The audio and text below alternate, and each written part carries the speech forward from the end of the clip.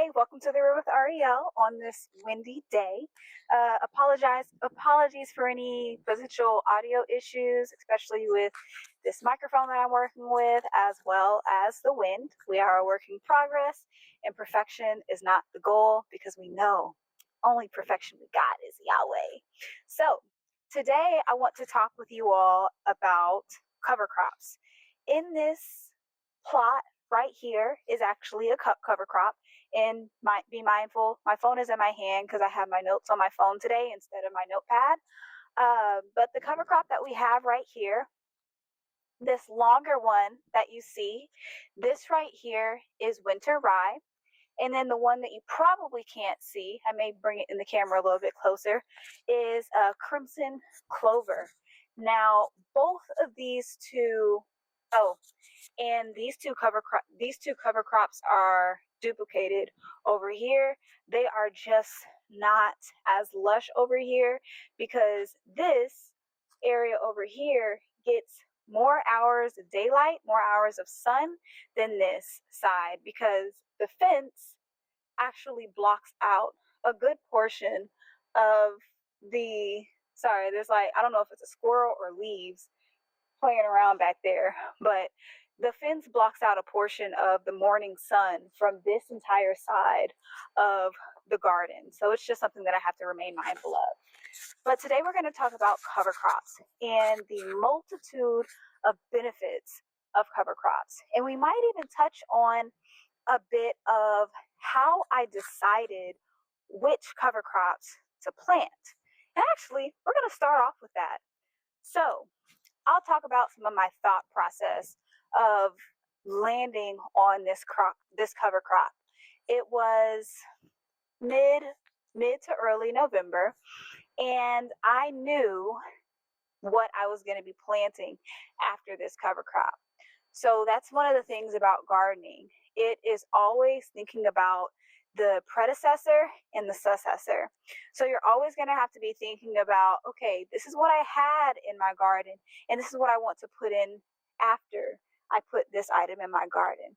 Because it's always a cycle. It's a flow of nutrients. So after something uses a lot of nutrients, you want to be able to do things to replenish those nutrients. So I say that to say, actually, in this garden bed over here, I had it draping over a trellis that had loofah.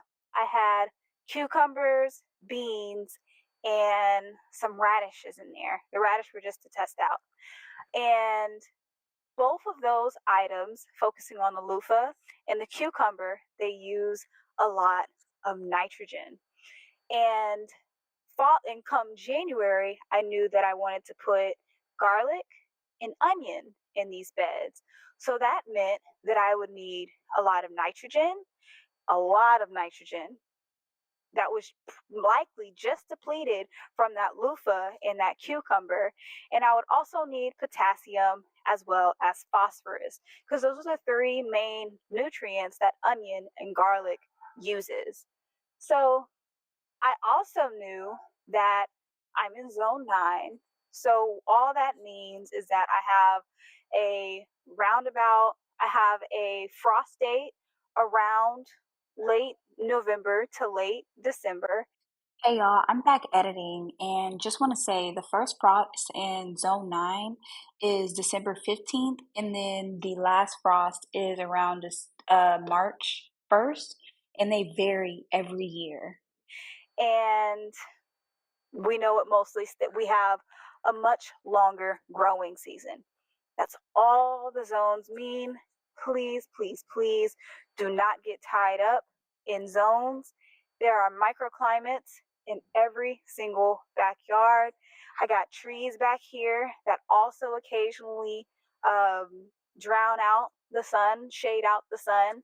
So just be mindful of exactly where you're at. So I also knew that in my in my in my gardening timing thing, all in my ear. It was a bee in my ear. I'm still not good with bees, guys. I know they're great pollinators, but when they're in my ear, I don't like it. But I knew that I needed something to cover my soil from November to late December. So, what that meant is that I needed a cover crop that was going to, at minimum, be nitrogen fixing and that was cold hardy. And that takes research.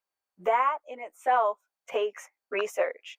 So I did that research and I knew that I didn't just want to have one type of growth in my garden because monocultures are not, they're really not that great. And I mean all types of monoculture. Even the first one that comes to mind, monocultures are not good. I much prefer diversity. Now, that diversity that I was able to find was found with my crimson clover and my winter rye. Now, the other thing that I just like to do, and I'm blanking on the name of the plant that I had to deal with this with, but I also like to keep in mind the ease of riddance because I think it was a type of wheat that I grew as a cover crop. Yes, it was a variety of wheat that I grew as a cover crop over one of the summers, and I was back growing my regular stuff, and I just kept having wheat come back and come back and come back, and I it was just a lot to deal with. So that's another thing that I just keep in mind for whatever cover crop that I decide on because I don't like dealing with a cover crop coming back and me having to more so treat it as a weed at that point. So those are the three criteria that I used to select the two cover crops that I have in my garden. Now, cover crops have a multitude of benefits. And I went ahead and took some notes and I put together some of the benefits that just these two cover crops right here have.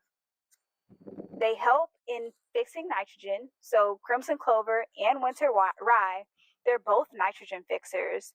And they pull the nitrogen, they help fix nitrogen from the atmosphere and add it to the soil, and that also reduces the need for chemical fertilizers. Something that you'll learn very quickly is that I do not use chemical fertilizers.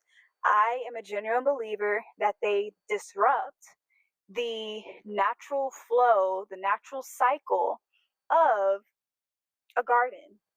These plants have been doing this growing thing before we were even alive. So, why would a chemical really need to come in to assist it? Because once you start putting those chemicals in, it's going to start depending on it. So, it's best just not to put those chemicals in, be in it for the long haul, and be invested in the overall health of your soil.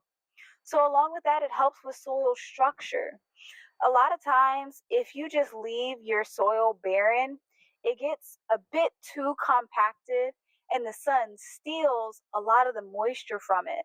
Along with that, when it's bare, it doesn't have the roots to break it up, get in there, add in good minerals, good materials, and those roots are I leave them behind so that they can also leave air pockets for the future plants that I'll be planting in the upcoming season. These plants, these cover crops also are amazing with weed suppression. Um, I don't like weeds. I don't like spraying for weeds. And at times they can really be a nuisance. And the best method that I have for dealing with weeds is pulling them. I occasionally put weeds in my composter, but there's other times where I'll just make a manure tea so that I can extract the liquid and all, yeah, the liquid from the the weeds, instead of putting potentially those weed seeds back into my garden. The other thing that these cover crops help with is pest disruption. So when pests know, like, oh yeah, they're gonna have tomatoes and they're gonna have cabbage and then they're gonna have this and this and this, they pick up on that cycle. So then they know, okay, yeah, around this time I can come over here and munch on down. But when you're able to put these cover crops in, it definitely does break up that cycle, um, because it's just really good to be able to get some new things in the soil. Also, keep in mind different plants have different root depths. So that's just also something good to keep in mind. And something that I was touching on earlier, the biodiversity of the cover crops, absolutely amazing. Um, that's one of the reasons that I avoid planting just one cover crop. I like to plant two, like at least two different cover crops. I would have planted a third, but I was the criteria that I had laid out, especially with the um, ease of getting them out, like the wheat that I was having issue with, as well as cold hardy. I was having a lot of things were getting cut out because of those specific two criteria that I had. Next up is that organic matter, kind of like the roots that I was talking about earlier. But I am actually going to be turning this green material in while it is still green.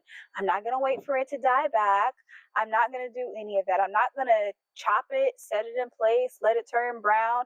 I am going to turn this over while it is still green. And what that does, as I was talking about earlier, it puts that green material back into the soil. Because a lot of times when you put too much brown material back into the soil, like I've seen different studies about um, people that are against putting any type of wood bark into the soil, is because a lot of times, or just that dead material can end up sucking a lot of the nitrogen out of the soil. And that's actually the exact opposite of what you want. So those are some of the main ones that I've really found. And another one that I really liked is that it improves the soil microbiome. I feel like that's also just a another benefit of biodiversity and really changing up what's in your garden bed. So and now to break out into just more of a broader idea of cover crops. The benefits that I just listed out, they're not the only benefits. Just like how I said that these are nitrogen fixing, that's not the only benefit of cover crops. Cover crops that are not crimson clover or winter rye also have the ability for carbon fixation, nitrogen nutrient scavenging, phosphorus phosphorus fixating, potassium I can't even speak today. Potassium fixating, fixing. I think I was saying fixating. And then it also can alleviate soil compaction, water, and then it helps with water regulation, and then microclimate modification. So while nitrogen fixing cover crops like legumes are often highlighted for their ability to convert atmospheric nitrogen into a form usable by plants, those other types of cover crops play equally vital roles in maintaining and improving the health and fertility of soil. So lean into the research side kind of like what you're doing right now. Lean into the research, because a lot of times, if you're just doing something without knowing the why, it could be useless. Um, so knowing the why of what you're doing is really, really important. Keep in mind that there is a system in everything. There's inputs and there's outputs. And sometimes your outputs can be inputs. So take that little token of knowledge for today, and I'll catch y'all next time.